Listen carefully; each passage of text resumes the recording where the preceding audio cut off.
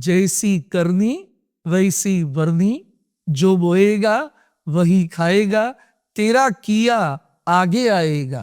માણસ જે કંઈ કરે છે એનું ફળ એને મળે જ છે. રાઈટ. ક્રિયમાણ કર્મ, સંચિત કર્મ અને પ્રારબ્ધ કર્મ.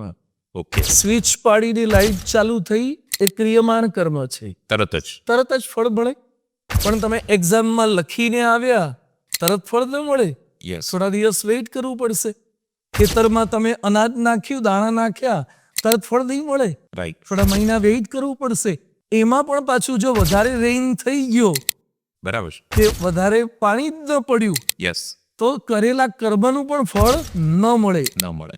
અને છેલ્લે છે કે સંચિત થયેલા કર્મો એ પરિપક્વ અવસ્થાને પામે ત્યારે પ્રારબ્ધ કર્મ બને છે. એટલે ભગવાને કોઈ જ ભેદભાવ રાખ્યો નથી.